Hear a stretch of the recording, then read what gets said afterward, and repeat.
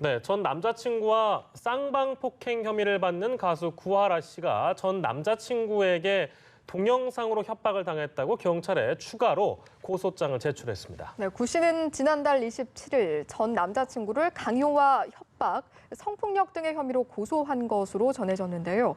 갈수록 심해지는 데이트 폭력 문제, 최진영 변호사와 함께 이야기 나눠봅니다. 어서 오십시오. 어서 오세요. 네, 안녕하십니까? 저희가 얼마 전에 이 내용 다뤘을 때 경찰이 구하라 씨에 대해서 상해 혐의 검토 중이다라는 얘기까지 했다가 오늘 새로운 내용이 실시간 검사 결과에 또 오르기도 하면서 일단은 협박 내용이 새로 나왔습니다. 근데 협박이라고 얘기하는 거 보니까 일반적인 어떤 데이트 동영상이나 이런 건 아닌 것 같고요. 아무튼 상황이 일파만파 커지고 있는 것 같은데 이 내용을 좀 정리하고 넘어가겠습니다. 그렇습니다. 구하라 씨와 전 남자친구의 이른바 형법상 1라운드가 폭행 내지 상해죄의 문제였다라고 한다고 하면은 이번에 새로 시작된 2라운드는 단순한 치고받고의 상해 내지 폭행 문제가 아니고 전 남자친구가 개인적으로 찍었던 은밀한 그 성적인 어떤 내용이 담긴 동영상을 이 구하라 씨에게 그 SNS를 통해서 보내서 그러면서 여성으로서 또 연예인의 생명을 끝내겠다라는 취지의 협박을 했다라는 것을 내용으로 해서 지금 그 내용을 담아서 이 구하라 씨가 기존에 있는 쌍방폭행건에 더해서 이번에는 성폭력 범죄 처벌에 관한 특례법상에 어떻게 보면은 카메라 촬영 영상 유포 그리고 또 그것을 통해서 형법상 협박을 했다는 점 그리고 또 더 나아가서 그 당시에 본인의 구하라 씨의 매니저를 오라고 해서 무릎을 꿇리려고 했는 그것을 이른바 의무 없는 일을 강요했다고 해서 형법상 강요죄, 한마디로 성폭법상의 카메라 촬영죄, 유포죄, 그리고 또 형법상 협박, 나아가서 형법상 강요죄 이 세 개로 해서 전 남자친구에 대해서 형법상 추가 고소를 함으로써 이 형법 어떤 두 사람 사이에 어떤 2라운드의 그 법적 공방이 지금 펼쳐지고 있는 그런 상황입니다. 예, 그런데 사실 꼭 이제 연예인의 경우가 아니라고 하더라도 요즘 인터넷을 통해서 연인 사이에 좀 사적인 동영상이 유포되거나 혹은 유포하겠다라고 협박하는 경우가 꽤 있는데 이런 경우에는 처벌이 어떻게 되는 건가요? 그렇습니다. 결국 이 부분 같은 경우에는 이른바 리벤지 포르노 영상 이렇게 그 표현을 하기도 하는데요.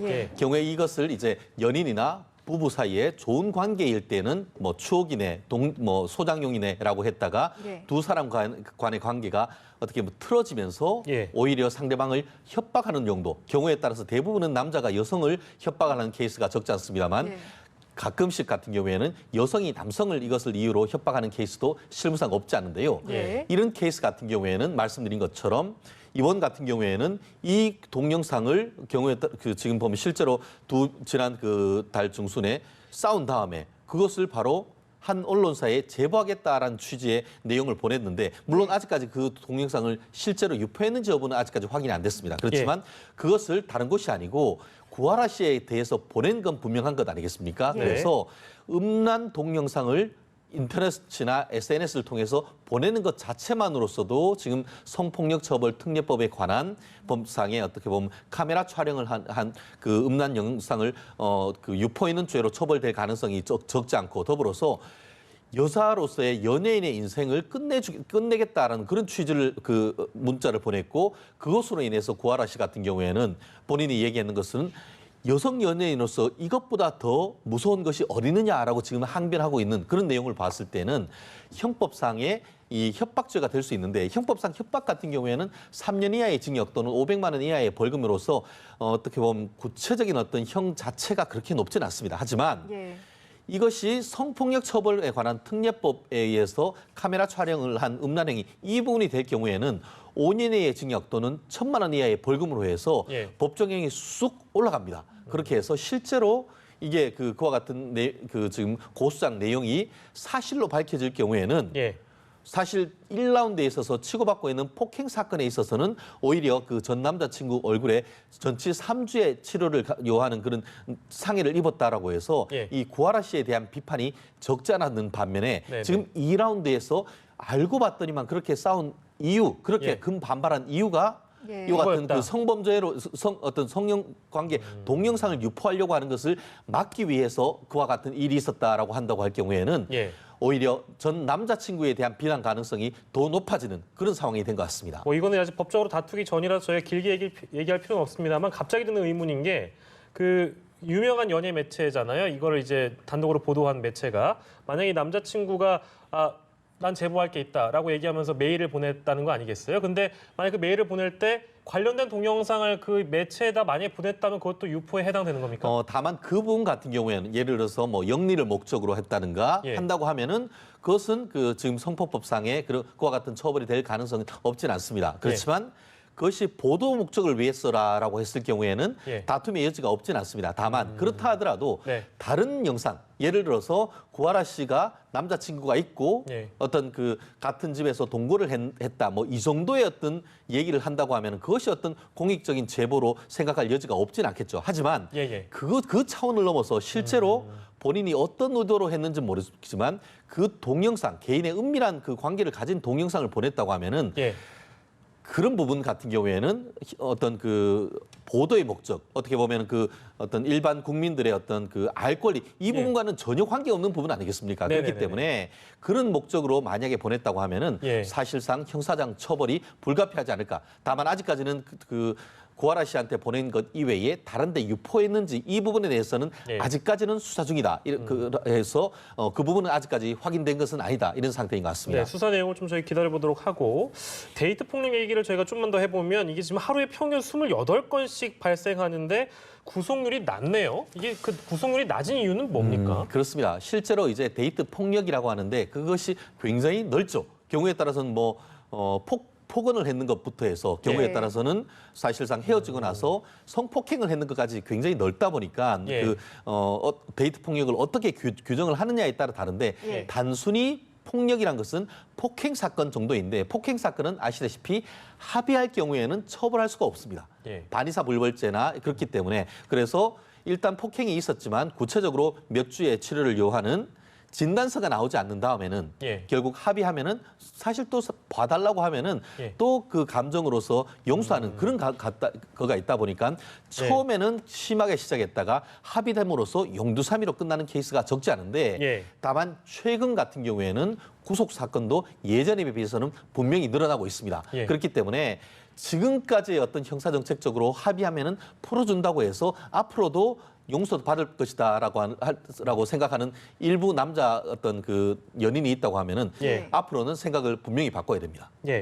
데이트 폭력이요? 이게 뭐 저희가 오늘 다 결론 내릴 수는 없는데 이거 데이트 폭력을 근절할 수 있는 방법이 있다면 뭐가 있을까요? 참 어려운 문제인데요. 법의 그 속담에 이런 말이 있습니다. 법은 문지방을 넘지 않는다. 한마디로 그 가정폭력이라든가 아니면 데이트 폭력은 사실 둘이 잘 해결해라라는 것이 지금까지의 어떤 그 경찰의 입장이었습니다. 그렇지만 최근 들어서는 단순히 그와 같은 어떤 데이트 폭력이 어떤 뭐 이제는 사회 문제가 될 정도로 사회가 커지고 있습니다. 그러다 보니까 결국 국가의 개입이 점점점 커지고 있는데 앞으로는 지금 최근 같은 경우에는 가정폭력도 이 부분에 문제가 있었는데 97년부터 가정폭력 방지 및 피해자 보호에 관한 법률 이런 부분이 해서 예전보다는 훨씬 더 이제 가정폭력에 대해서도 좀 더 이 적극적인 개입을 하고 있지만 아직도 부족하다라고 하거든요. 그렇기 때문에 피해 여성으로서는 조금 더 적극적으로 경찰이라든가 어떤 유관되는 어떤 그 협조하는 그런 제도적 장치에 옛날보다는 훨씬 잘 돼 있습니다. 그렇기 때문에 좀 더 적극적으로 본인의 어떤 그 권리를 보호하기 위해서 어떤 법률 어떤 기관에 호소하는 그런 전략을 한다고 하면은 사실 아무리 이 그 강심장인 남자라 한다 하더라도 경찰서에 한번 갔다 올 경우에는 물론 뭐 그것 때문에 더 빈정상했다고 하면서 더 가끔씩 폭행하는 케이스도 없진 않습니다만 그거는 완전히 더 그 보복 범죄에 의해서 더 강하게 처벌될 수 있기 때문에 일단 한번 경찰서에 신고하는 것도 나름대로 의미 있는 조치가 아닌가 생각합니다. 네, 구하라 씨 건에 더불어서 데이트 폭력 실태를 짚어봤고요. 두 번째 주제 영상 만나보겠습니다.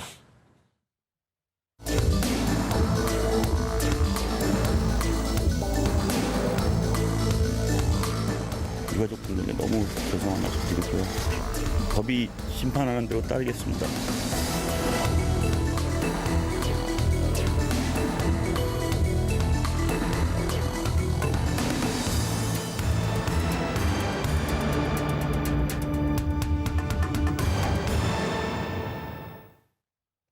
네, 음주운전 사고를 낸 연출가 황민 씨.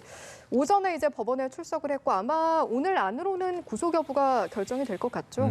일반 사건이었다라고 하면은 이미 오늘 오후 6시 전에는 결정이 났었을 텐데 예. 조금 더 그 세간의 관심을 받는 사건이다 보니까 재판부에서 조금 고민을 하고 있는 것이 아닌가 생각하는데요.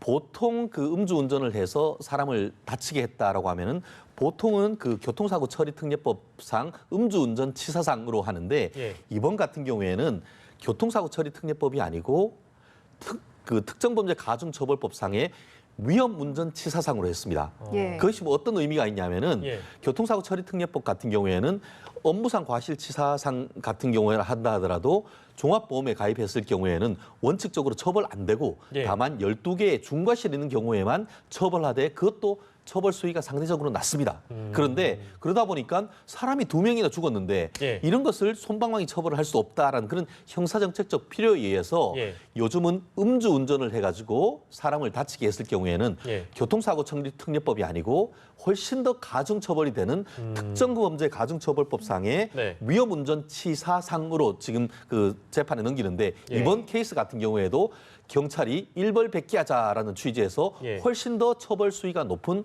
특가법상의 그 위험운전 치사상으로 해서 지금 예. 재판에 오늘 그 넘긴 것이거든요. 네. 그렇기 때문에 만약 본인도 일단 오늘 같은 경우에 그 언론에 피해자들에게 죄송하다, 죄를 인정한다라는 취지로 자백하고 반성하고 있지만 예. 그럼에도 불구하고 지금 현재의 사망이 2명 그리고 본인 이외에 2명 더가 그 다친 그런 상황이고 더불어서 음주운전. 제가 알기로 그때가 그 8월 27일 밤이었는데 예. 그때 그 아시안 게임에서 우리 국가대표 축구팀이 승리를 했다라고 해서 기분 좋게 마치고 2차로 가는 과정에서 이런 일이 벌어졌지 않습니까? 예. 결국 음주운전도 거의 소주 2병 가까이 먹은 상태.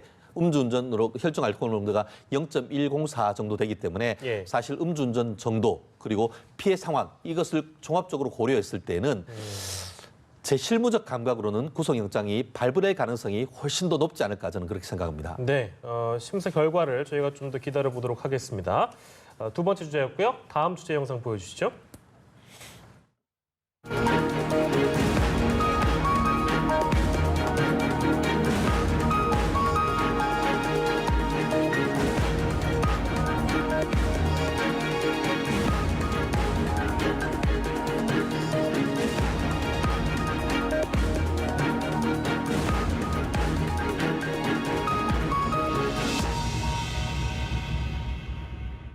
네, 일단은 회사를 매각하는 과정에서 불거진 일 같은데 일단 어떤 상황인지 설명을 좀 해주실까요? 그렇습니다. 청년 창업의 신화다 이런 얘기가 있습니다. 봉구스 밥버거 보통 우리는 이제 빵인데 이제 밥하고 밥을 해서 햄버거 가게인데 이 그 지금도 이제 32살밖에 안 됩니다. 예. 근데 전국적으로 있는 프랜차이즈 가게 개수가 2014년 8월 기준으로 해서 900호를 돌파했을 정도로 예. 전국적으로 굉장히 어떻게 보면 봉구스 밥버거 열풍을 불러일으킨 그런 것 같은데요. 예. 그런데 최근에 이 그 봉구스 밥버거가 요즘 그 잘 나가는 그 치킨 중에 내내 치킨이라는데 이것을 예. 회사를 매각했다라고 합니다. 근데 매각했는데 무슨 문제가 있는가라고 예. 생각할 것인데 문제는 뭐냐면은 그렇게 해서 해서 본인은 손 털고 나갔는데 예. 이 그 프랜차이즈 가맹점주들이 본인 그 포스라고 이 결제하는 기계 있지 않습니까? 예. 예. 그것을 이미 그 바꾸라고 해서 바꾸는 과정에서 한 40억 정도가 이 그 새로 바꾸는데 기존에 사용하던 업체에 빚이 쉽게 말하면 생긴 것인데 네. 그 부분에 대한 빚을 처리를 정확하게 해놓지 않고 지금 본인은 빠져나가 버리다 보니까 버리고 예. 지금 그 확인된 바로는 이 밥버거의 대표이사 같은 경우에는 본인의 가까운 사람과 해외에 지금 가 있다라고 해서 지금 이 분들이 굉장히 격앙돼 있는 상황인데 예. 제가 봤을 때는 빨리 계약서를 좀 더 공개를 해야 될 것 같습니다. 그래서 기존의 채권 채무 관계가 훨씬 더 지금 크다고 할 수 있는 내내치킨이 그대로 인수를 해서 책임지겠다 그런 부분만 확인되면은 이 예. 부분에 논란이 적을 텐데 그 부분에 대한 어떤 그 기존의 채권 채무 관계를 어떻게 처리를 할 것인가. 분명히 본인은 내가 책임지겠다라고 해놓고는 싹 빠지고 그 사실 자체를 알리지 않고 하다 보니까 정확하게 정보가 공개되지 아니한 상태에서 이 빚을 본인들이 떠안게 될 가능성이 높은 가맹점주들이 이 부분에 대해서 법적인 문제를 삼겠다라고 지금 하고 있는 그런 상황인 것 같습니다. 법적으로 그러면 그 가맹점주들한테 만약에 이렇게 매각이 되는 상황이라면 고지의 의무가 필요한 거 아닌가요? 원칙적으로 고지를 해야죠. 예. 쉽게 말하면 이런 건 것이죠. 아파트에 내가 전세를 사는데 예. 그 아파트 소유자가 다른 사람한테 팔 때는 적어도 이 임차인한테 제가 그 어떤 사정으로 해서 팔게 돼서 다른 사람한테 넘기게 됐으니까 그 예. 채권 채무 다 양도됩니다. 네네네. 예. 걱정하지 마십시오. 그렇죠. 그 정도는 얘기해야 되는 거 아니겠습니까? 그렇기 예. 때문에 보통 M&A를 하는 과정에서도 그런 채권 채무자에 대한 리스트를 우발 채무가 없도록 하기 위해서 예. 내내치킨에 다 공개를 했었을 겁니다. 네. 그리고 제 어떤 실무적 경험상 그런 채무에 대해서 인수하는 것에 대해서 아마 서명을 했을 가능성이 좀 높다고 봅니다. 그렇지만 그렇지 않고 내가 넉넉하게 당신한테 봉구수 보고에 돈을 주니까 기존에 있던 채무는 당신이 다 떠안으시오. 나는 그 채무 떠안지 않습니다. 예. 라고 만약에 그렇게 했다고 하면은 그러면 지금 그 가맹점 업주들이 화를 내는 충분한 이유가 있죠. 그렇기 때문에 그런 M&A 하는 과정에서 기존 어떤 가맹점주들에게 어떤 본인들이 이제 대신 돈을 갚아주겠다라고 했던 그런 부분들을 어떤 식으로 이 내내치킨에서 인수를 했는지 그 부분에 대해서 제대로 확인을 하지 않는다고 하면은 예. 앞으로 법적 분쟁은 불가피할 수밖에 없는 상황인 것 같습니다. 네, 순탄한 매각 과정이었다면 논란이 되지 않았을 수도 있을 텐데 좀 명명백백히 밝혀졌으면 좋겠고요. 오늘 다양한 이슈들 최진영 변호사 함께했습니다. 고맙습니다. 고맙습니다.